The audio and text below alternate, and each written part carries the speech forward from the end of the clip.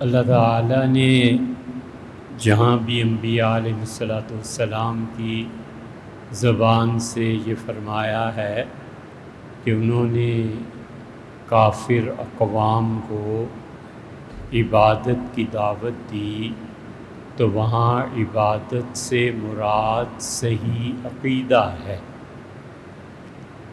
کیونکہ حضرت آدم علیہ السلام سے لے کے اور قیامت کے آنے تک آخری فرد جو اس دنیا میں آئے گا، اللہ کو اصل مطلوب اس سے صحیح عقیدہ ہے۔ صحیح عقیدے کا مطلب یہ ہے کہ وہ توحید کا قائل ہو، رسالت کا قائل ہو، اس بات کا قائل ہو کہ آخرت میں اللہ کے یہاں جواب دینا پڑے گا، اللہ کی تقدیر اور ان تمام چیزوں کا قائل ہو۔ تو یہ صحیح عقیدہ ہے جو اللہ تعالیٰ نے آدم علیہ السلام کو تلقین کیا تھا، پھر تمام انبیاء علیہ السلام اسی کے پرچارک رہے، اور اب تک حضور صلی اللہ علیہ وسلم اپنی آخری امت میں آخری نبی علیہ السلام جو اصل فقہ اکبر چھوڑ کر گئے ہیں وہ یہی صحیح عقیدہ۔ یہ بات کی بات ہے، نماز روزہ اور یہ وہ تمام تر عظمت اور تمام تر اسلام کے ہونے کے باوجود نفع دے گا جب یہ فقہ اصغر نفع دے گی جب تک فقہ اکبر قائم ہے۔ اگر عقیدہ ہی ٹھیک نہ ہوا تو یہ ساری عبادات قیامت میں اس انسان کو نفع نہیں پہنچا سکے گی، یعنی ایسا نفع کہ وہ جنت میں چلا جائے، ایسے نہیں ہو۔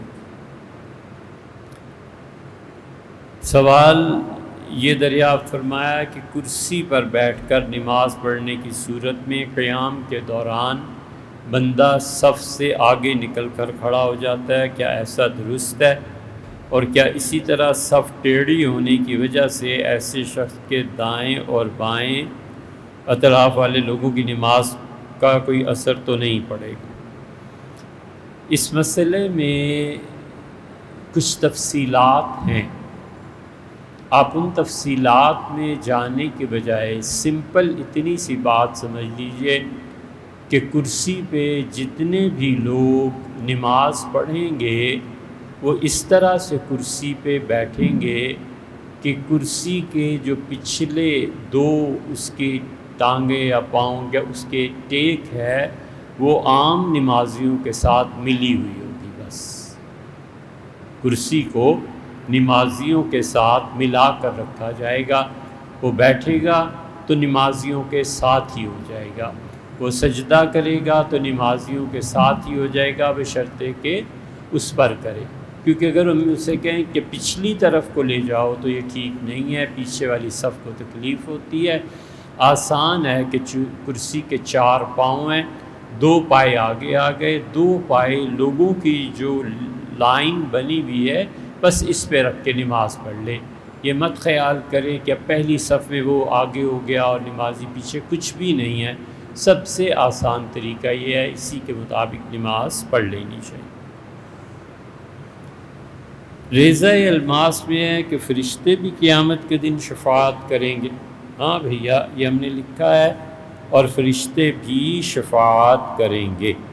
مسند احمد میں یہ حدیث آئی ہے، حضور اقدس صلی اللہ علیہ وسلم نے اس حدیث میں واضح طور پر یہ بات ارشاد فرمائی ہے، اور کہ آپ نے فرمایا ایک تابعی ہیں عقبہ، اور عقبہ کہتے ہیں کہ میں نے حضرت ابوبکر رضی اللہ عنہ سے سنا عن النبی صلی اللہ علیہ وسلم و رسول اللہ صلی اللہ علیہ وسلم سے یہ بات روایت کرتے تھے کہ ارشاد فرمایا کہ یحمل الناس علی الصراط یوم القیامہ، قیامت کے دن لوگ پل صراط پر کھڑے کیے جائیں گے، اور پھر شفاعت کا سلسلہ شروع ہوگا، اور کچھ دائیں کو گر رہے ہوں گے اور کچھ بائیں کو گر رہے ہوں گے، اور اس طرح گر رہے ہوں گے تیزی سے لوگ اس پل سے، جس طرح پتنگے موسم برسات میں آگ پر،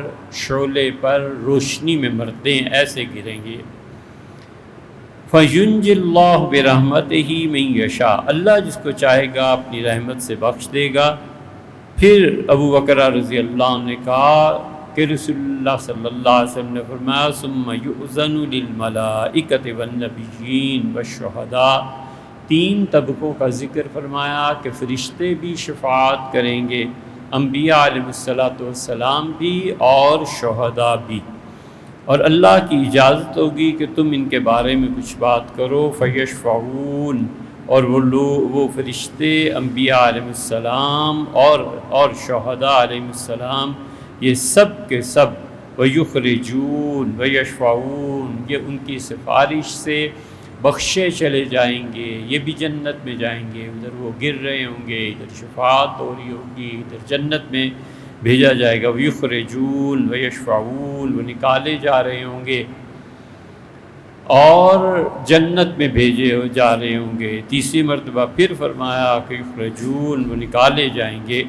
اور اس میں یہ بھی ایک روایت میں الفاظ ہیں کہ یشفعون و یخرجون من کان فی قلبہ ما یزن ذرۃ من ایمان، جس شخص کے دل میں رتی برابر، ذرہ برابر ایمان بھی ہوگا، وہ بھی اس دن نجات پا جائے گا۔ ذرہ سے کیا مراد ہے؟ ذرہ عربی میں استعمال ہوتا ہے، ایک تو یہ جو ریت کے ذرات ہوتے ہیں اس کے لیے، اور منیمم جو ویٹ تھا، کم سے کم وزن جو گنا جاتا تھا، وہ ذرہ ایک سرخ چیونٹی ہوتی ہے، قبرستانوں میں یہ چونٹے پائے جاتے ہیں، سرخ رنگ کی جو چھوٹی سی چیونٹی ہوتی ہے اسے بھی عرب ذرہ کہتے تھے۔ مراد حضور صلی اللہ علیہ وسلم کی یہ ہے کہ یہ سب کے سب اتنا ایمان بھی ہوگا تو یہ لوگ بخشے جائیں گے۔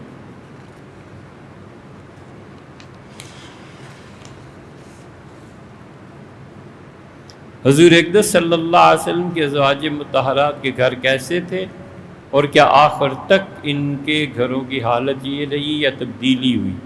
ان کے گھر کس چیز کے بنے ہوئے تھے؟ نبی کریم صلی اللہ علیہ وسلم کی تمام بیویاں سوائے ام المومنین سے عائشہ رضی اللہ عنہا کے گھر میں کچھ تغیر ہو گیا تھا، باقی سب ایک ایک کمرہ تھا بس، اور آدمی ہاتھ بلند کرتا تھا۔ لوگ کہتے ہیں صحابہ رضی اللہ عنہ بھی اور تابعین بھی کہ ہم ہاتھ بلند کرتے تھے تو چھت سے ٹکرا جاتا تھا،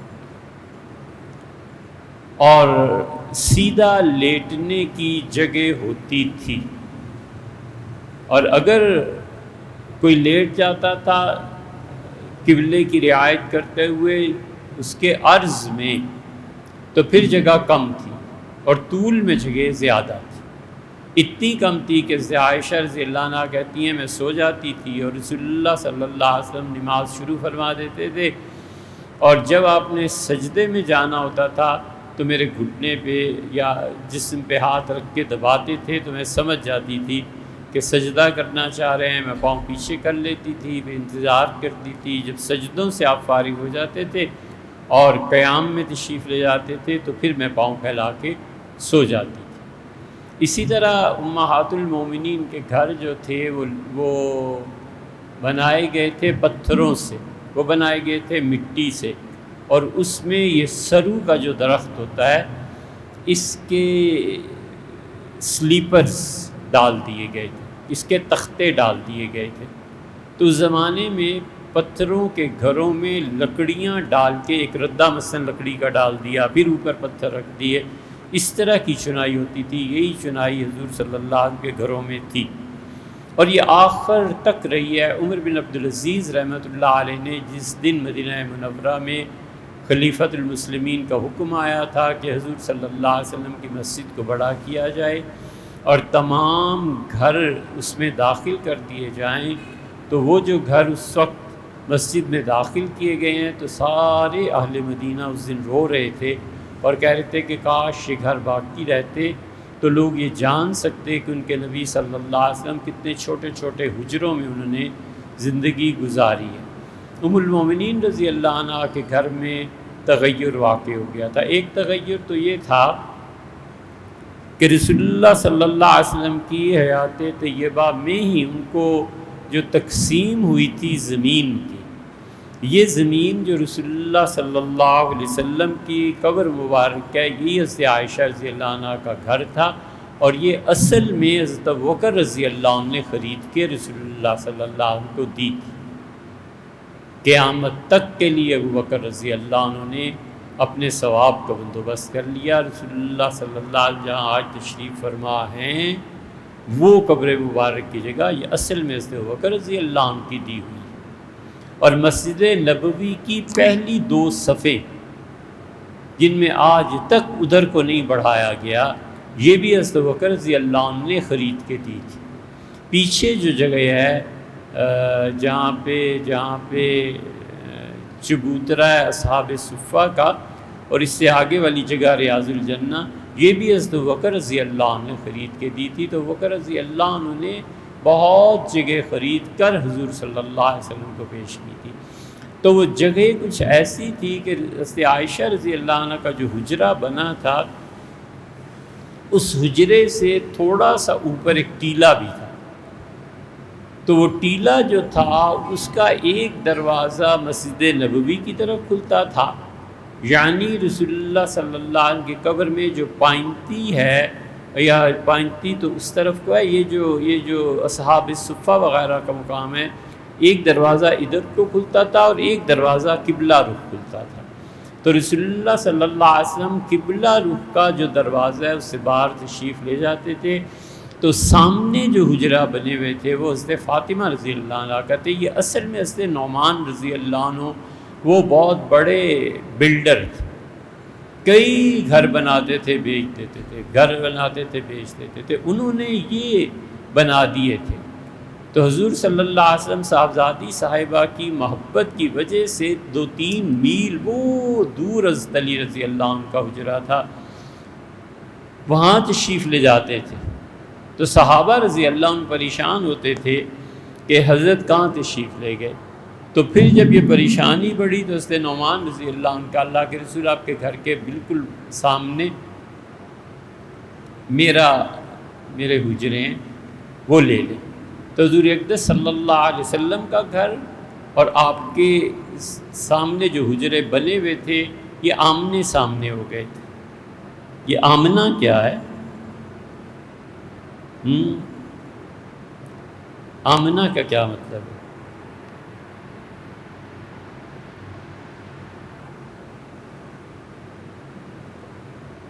اردو زبان میں ایک ہوتا ہے محمل، تابع، ایک ہوتا ہے اصل۔ اصل لفظ اصل ہوتا ہے، اور جو اس کے بعد اس وزن پہ اسے پورا کرنے کے لیے بولا جاتا ہے اسے کہتے ہیں محمل۔ روٹی شوٹی، کھانا مانا، جوتا بوتا، یہ بوتا کیا ہے، مانا کیا ہے؟ عمومی طور پہ انڈینز جو ہوتے ہیں وہ واؤ سے گھر وال، بازار جا رہے ہیں، جوتا ووتا خریدو گے، اور پٹھان میم استعمال کرتے ہیں، کھانا مانا، جوتا ووتا، اور پنجابی شین استعمال کرتے ہیں، جوتا شوتا، کھانا شانا۔ ہر قوم کی اپنی اپنی زبان ہے نا۔ یہ جو اصل اور محمل ہوتا ہے یہ کبھی پہلے آتا ہے کبھی بعد میں آتا ہے۔ مثلا جوتا بوتا، یہ بوتا جو ہے نا یہ بعد میں آیا ہے، تو اسے کہتے ہیں لاحقہ۔ اور ایک ہوتا ہے سابقہ، سابقہ جو پہلے آ جائے محمل اور اصل بعد میں آئے۔ یہ آمنہ جو ہے نا یہ وہ محمل ہے، سامنا آمنا ہونا چاہیے تھا، یہ ہو گیا آمنا سامنا۔ یہ آمنہ سنسکرت کا لفظ ہے، تو اس لیے اردو پڑھو بھیا۔ آمنہ جو ہے سنسکرت کا لفظ ہے، ورنہ اس کے کوئی معنی نہیں ہے۔ سامنا آمنا ہونا چاہیے تھا کہ محمل ہو گیا، لیکن یہاں محمل پہلے آ گیا۔ خیر، تو سیدنا علی رضی اللہ عنہ کا سے نعمان رضی اللہ عنہ نے گھر تبدیل کر لیا تھا، اپنا گھر جو دور کا تھا ان کا وہ لے لیا اور یہ دے دیا۔ اسی میں رسول اللہ صلی اللہ علیہ وسلم کے اور ان کے گھروں کے درمیان ایک گلی آ گئی تھی، تو نبی کریم صلی اللہ علیہ وسلم اگر قبلہ رخ کے دروازے سے باہر تشریف لے جاتے تھے تو تہجد کے وقت ان کے دروازے پہ رک کے دستک دیتے تھے اور فرماتے تھے کہ اٹھنے کا وقت ہو گیا، اٹھو اور نماز پڑھو۔ ایک دن حضور صلی اللہ علیہ وسلم سیدنا علی رضی اللہ عنہ جا کے جگائی دیا، فرمایا علی اٹھو اور نماز۔ سیدنا علی رضی اللہ عنہ کا اللہ کے رسول کیا کریں، نیند ہی اتنی آتی ہے، اللہ غالب کر دیتا ہے۔ تو حضور صلی اللہ علیہ وسلم نے ان کے جملے پہ کچھ زیادہ پسندیدہ نہیں گزرا، تو باہر تشریف لے گئے اور یہ آیت پڑھ رہے تھے کہ وَقَانَ الْإِنسَانُ أَكْثَرَ شَيْءٍ جَدَلًا، اور انسان بہت ہی بحث مباحثے کی طبیعت لے کے پیدا ہوا ہے۔ تو ادھر کا دروازہ یہ تھا، اور ادھر کا دروازہ جو ٹبے کے اوپر جا کے آتا تھا، وہاں کا دروازہ وہ مسجد نبوی میں کھلتا تھا، ادھر ہی جدھر یہ اصحاب صفہ کا چبوترا ہے۔ تو رسول اللہ صلی اللہ علیہ وسلم کبھی اس چبوترے سے تشریف لاتے تھے، کبھی ادھر کو تشریف لے جاتے تھے۔ پھر جب آپ نے قسم کھا لی کہ 1 مہینے تک میں اپنی بیویوں میں سے کسی کے گھر نہیں جاؤں گا، تو آپ اپنے اسی سے عائشہ رضی اللہ عنہ کے گھر کے اوپر جو ٹبہ تھا وہاں تشریف لے گئے، وہاں بستر بچھوا لیا، اور وہ بستر جو بچھوایا تھا کوئی بستر نہیں تھا، بان کی چارپائی بنی ہوئی تھی، اور بان چونکہ ہوتا ہے ٹھنڈا، کسی زمانے میں اس کی چارپائیاں بنایا کرتے تھے، بنواتے تھے، اور اس پہ اگر پانی ڈال دیا جائے تو بہت ہی ٹھنڈا ہوتا تھا، اور ہوا چلنی شروع ہوتی تھی تو گاؤں دیہات میں لوگ اسی پہ عمل کرتے تھے۔ تو رسول اللہ صلی اللہ علیہ وسلم اٹھے ہیں، اور یہ جو مسجد نبوی کی طرف دروازہ تھا، یہاں حضرت عمر رضی اللہ عنہ آئے جب افواہ اڑ گئی کہ آپ نے اپنی ساری بیویوں کو طلاق دے دی۔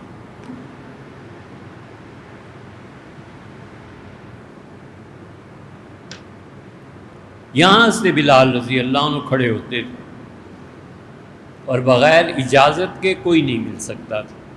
حضور صلی اللہ علیہ وسلم کبھی منع خود بھی فرما دیتے تھے کہ کسی کو نہیں آنا۔ کبھی کبھی ابو بکر عمر رضی اللہ عنہ سے کہتے تھے کہ آؤ ایک ضروری بات کرنی ہے، اور کبھی کوئی خود بھی کھڑا ہو جاتا تھا۔ تو رسول اللہ صلی اللہ علیہ وسلم اس پہ سوئے ہوئے تھے، اسی پہ۔ اس سے معلوم ہوتا ہے کہ شاید یہ جو ٹبہ تھا اس پہ کوئی پردہ وردہ ڈال لیا ہوگا یا کچھ ہوگا ایسا۔ تو اس سے عائشہ رضی اللہ عنہ کہتی ہیں یہاں ایک سیڑھی تھی جو میرے حجرے میں آتی تھی، اور رسول اللہ صلی اللہ علیہ وسلم اس حجرے سے نیچے تشریف لاتے تھے۔ تو جب 29 دن پورے ہو گئے تو میرے گھر میں نزول فرمایا۔ میں نے کہا اللہ کے رسول آپ نے تو ہم سے 1 مہینے کی قسم کھائی تھی کہ نہیں ملیں گے۔ آپ نے عائشہ مہینہ 29 کا بھی ہوتا ہے اور 30 کا بھی ہوتا ہے۔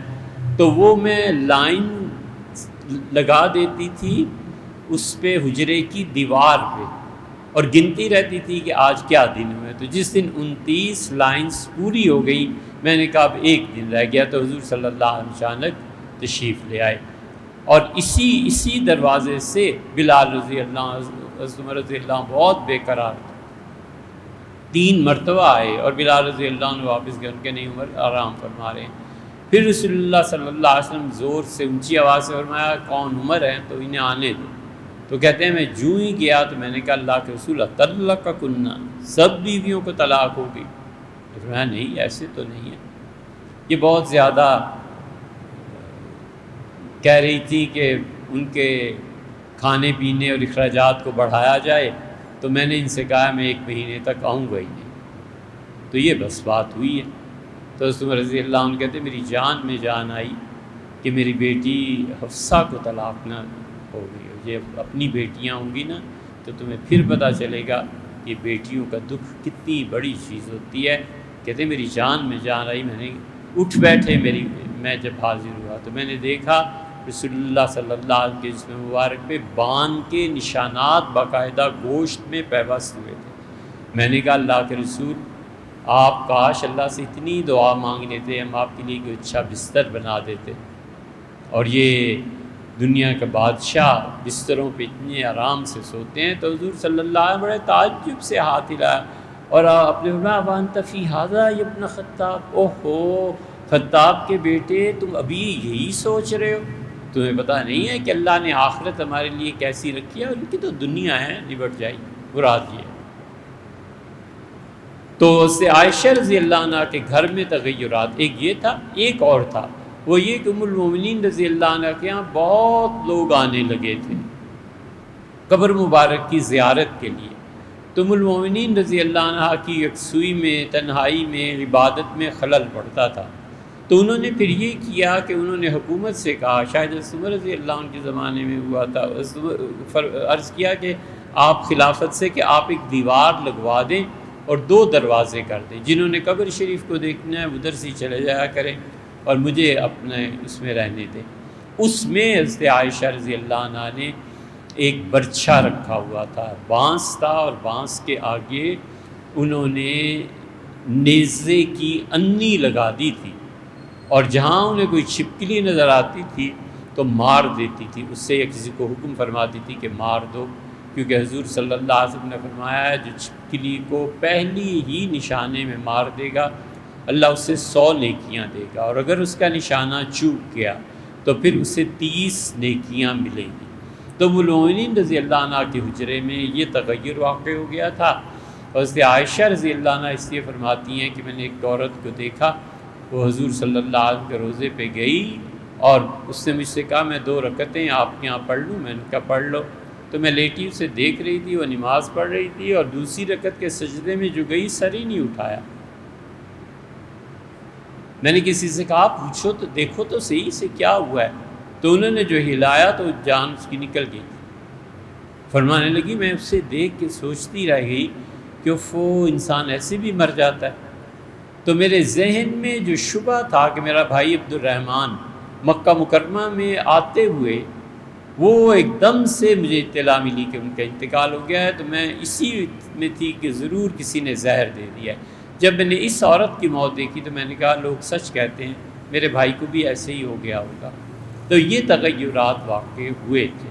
بعض روایات میں سے زینب رضی اللہ عنہ کے متعلق بھی آتا ہے، لیکن وہ اس کی تفصیل معلوم نہیں ہو سکی۔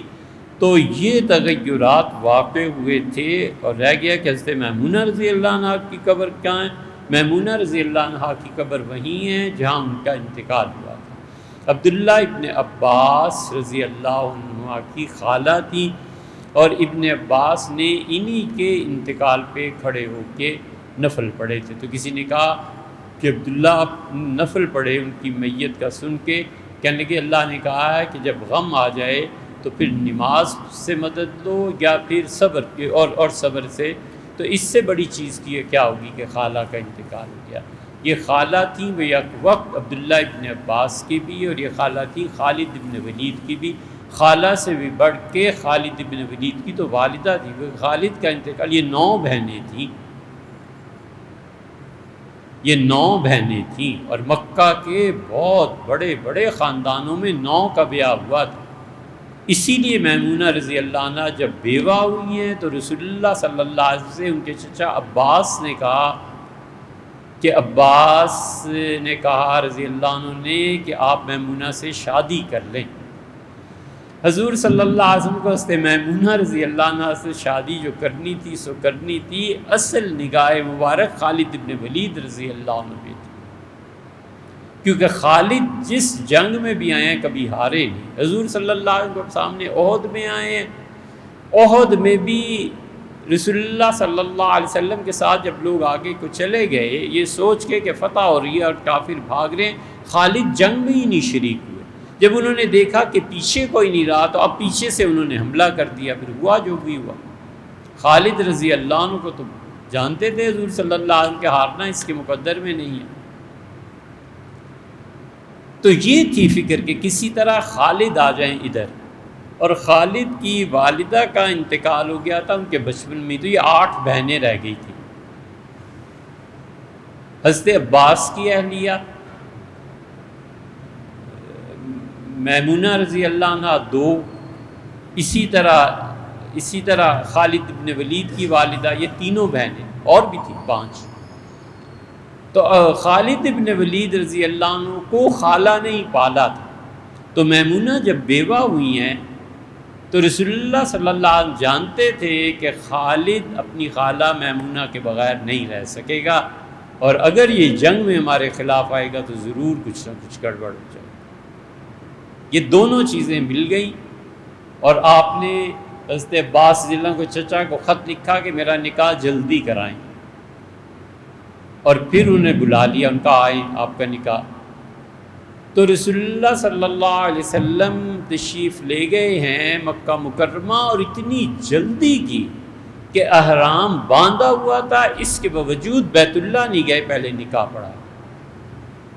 یہ اس لیے عرض کر رہے ہیں کہ اس پہ بہت بڑا، یہ جو سیرت کے ہیں نا مستشرقین لکھتے، وہ کہتے ہیں اتنی جلدی تھی عورت کے لیے کہ عمرہ بھی نہیں کیا اور پہلے نکاح۔ حضور صلی اللہ علیہ وسلم معاذ اللہ وہ تہمت لگاتے ہیں، وہ جانتے نہیں کہ اس کی لاجک کیا تھی، حکمت کیا تھی۔ نہیں عمرہ کیا، پہلے کہا کہ چچا نکاح کا کرے۔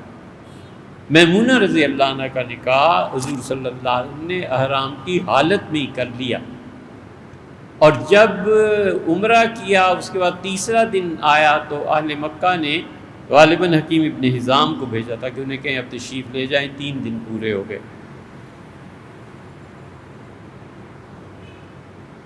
حضور صلی اللہ علیہ وسلم فرمایا ان کو جا کے کہیں اب تو میں ان کا داماد ہو گیا ہوں، میرا اتنا بھی حق نہیں بنتا کہ میں ان کی دعوت کروں، ان سے اجازت لیں، اور میری بیوی کی رخصتی بھی ہو گئی ہے، تو میں نہ میرا نکاح ہو گیا ہے تو میں ان سب کی دعوت کروں گا۔ ان کا کوئی دعوت نہیں، بس چلے جاؤ تم لوگ یہاں سے۔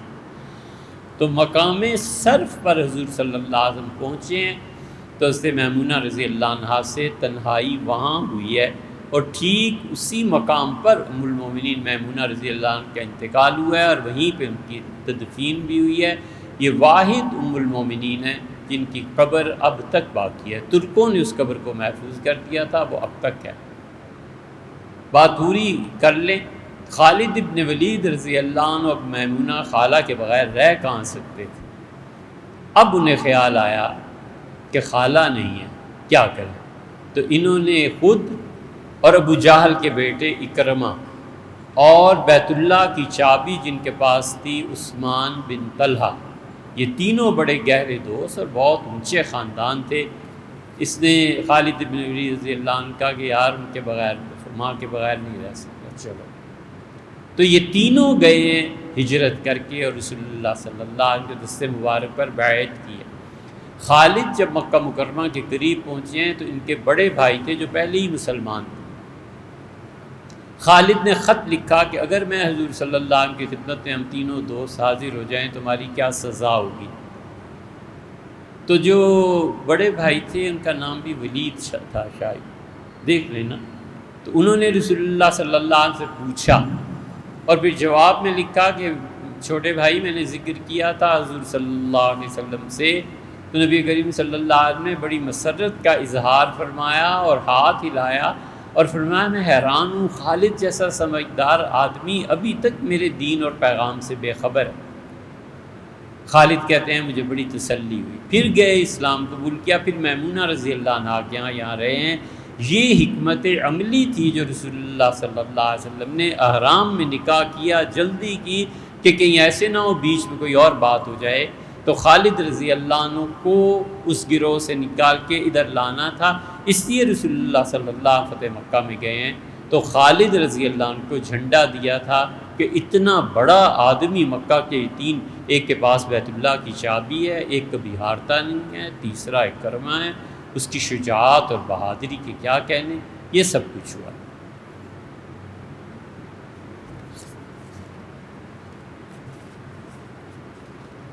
ایک سوال اور آپ نے لکھا ہے کہ فقہ مقارن کیا ہے؟ دیکھیے بھیا، جن کتابوں میں فقہ کے مسائل میں مختلف آراء کو جمع کیا جاتا ہے کہ فلاں کی رائے یہ ہے، فلاں کی رائے یہ ہے، تو اس میں مقارنہ کیا جاتا ہے۔ مقارنہ کا مطلب تقابلی مطالعہ، کہ اس میں فلاں فقیہ کی رائے یہ ہے، فلاں فقیہ کی رائے یہ ہے، تو اسے کہتے ہیں فقہ مقارن۔ اور پہلے اس کے لیے اصطلاح میں لفظ استعمال ہوتا تھا علم الخلاف، یعنی ابو حنیفہ نے یہ کہا، فلاں نے یہ کہا، فلاں نے یہ کہا رحمہ اللہ۔ اب اسے کیا کہتے ہیں، اب اسے فقہ مقارن کہنے لگے ہیں، اور اس کے آپ نے یہ پوچھا۔ اور ایک ہوتا ہے فقہ العام۔ فقہ العام کا مطلب یہ ہوا کرتا ہے کہ جو فقہ ایک ہی ہوتی ہے، مثلا ہدایہ ہے حنفی فقہ پہ، مثلا امام نووی رحمۃ اللہ کی کتابیں ہیں فقہ شافعی پہ، جیسے مدونہ اور اس کی شرح فقہ مالکی پہ، جیسے امام احمد ابن حنبل رحمۃ اللہ علیہ کے مسلک کی کتابیں ہیں اور ان کے فتاوی ہیں، یہ سب ایک ہی ہوتا ہے، اسے فقہ عام کہتے ہیں اور اسے فقہ مقارن کہتے ہیں۔ اور عام طور پہ اگر اس فقہ مقارن کو آپ نے دیکھنا ہو تو 5 کتابیں ہم آپ سے ذکر کر دیتے ہیں۔ ابن رشد کی جو کتاب ہے، ابن رشد قرطبی بدایت المجتہد، اسے دیکھنا چاہیے، فقہ مقارن میں انہیں کمال حاصل ہے۔ ایک مدونۃ الکبریٰ ہے، امام مالک رحمۃ اللہ علیہ کی ہے، لیکن مدونہ کی شروع میں فقہ مقارن مل جائے گا۔ ہمارے ہاں حنفی فقہ میں شیخ وہبہ زحیلی ان کی کتاب ہے، ابھی کچھ عرصہ ہی ہوا ہے ان کا انتقال ہوا ہے۔ عبد الرحمن جزیری کی 50 سال پہلے شیخ الازہر تھے، انہوں نے بھی فقہ مقارن پہ الفقہ علی مذاہب الاربعہ لکھی ہے، اس میں بھی چاروں ائمہ رحمہم اللہ کی، بلکہ فقہ جعفریہ کو بھی بیان کیا گیا ہے۔ اور حنبلی فقہا میں ابن قدامہ حنبلی نے یہ ذکر کیا ہے فقہ مقارن۔ یہ ابن قدامہ جو تھے نا، یہ لفظ قدامہ ہے، قدامہ نہیں ہے۔ قدامہ کا مطلب سب سے پچھلی صف والا، اور قدامہ کا مطلب سب سے آگے بڑھ جانے والا۔ بچوں کے نام یہ رکھتے ہیں، قدامہ جو سب سے آگے نکل جائے۔ شرجب ریس کا وہ گھوڑا جو سب سے پہلا ہو۔ سیدنا علی رضی اللہ عنہ نے ایک کا نام رکھا تھا شرجب۔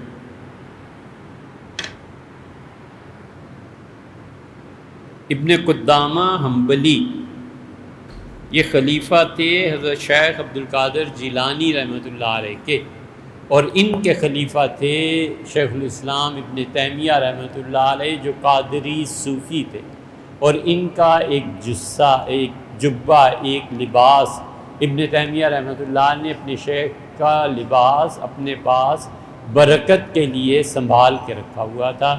یہ سب لوگ جس طرح کی باتیں کرتے ہیں نا، تصوف اور برکات، بالکل کچھ نہیں، یہ ابن تیمیہ رحمۃ اللہ علیہ کو کیا فرمائیں گے۔